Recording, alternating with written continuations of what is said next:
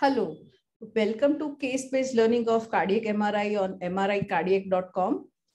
60-year-old female was admitted with symptoms of acute onset heart failure.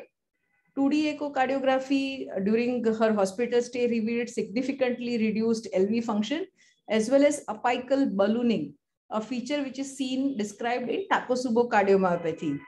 Catheter angiography was normal. Cardiac MRI was performed after a period of 8 to 10 days, by which time function had slightly improved.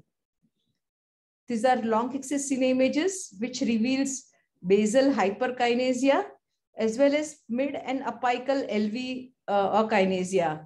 This feature is classically seen in Takotsubo cardiomyopathy.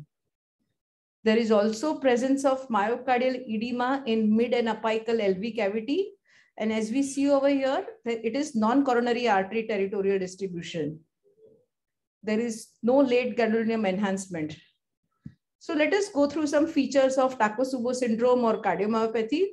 It is usually seen in postmenopausal women and often triggered by emotional stress, such as death of some close family member. Classically, it leads to basal hyperkinesia and mid and apical hypokinesia or akinesia. That is why the term apical ballooning syndrome is called.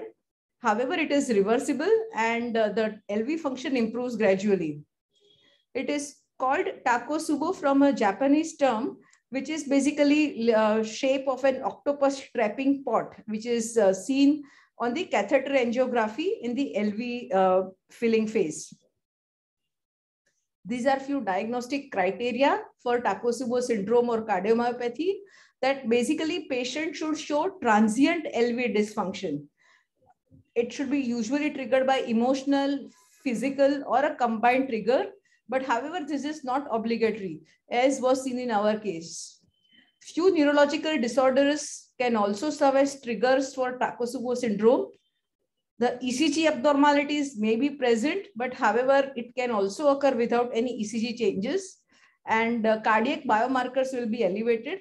Most importantly, it is important to exclude coronary artery disease and myocarditis in these patients. Takotsubo syndrome can be classified into one which is related to emotional stress, class 2 when it is related to physical stress. However, class 3 can also occur without an identifiable triggering event, as was seen in our case.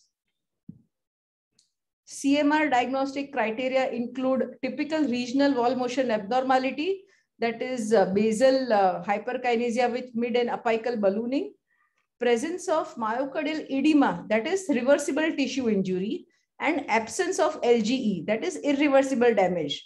So this is how we can come to a conclusion and confirm the diagnosis on cardiac MR. And it can also have these various morphological patterns. However, as we see over here, this pattern is the most common.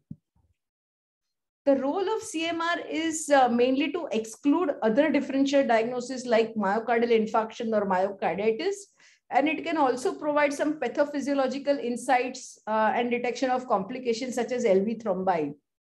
In acute phase, when the patient is very sick and in ICU, CMR is rarely performed. However, it can be invaluable, especially to rule out MINOCA or myocarditis.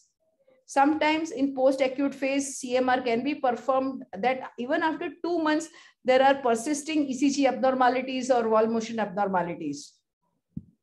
Similar concepts can also be found in our textbook, Cardiac MRI Simplified. For any feedback and suggestions, please mail us to info@mricardiac.com. Thank you.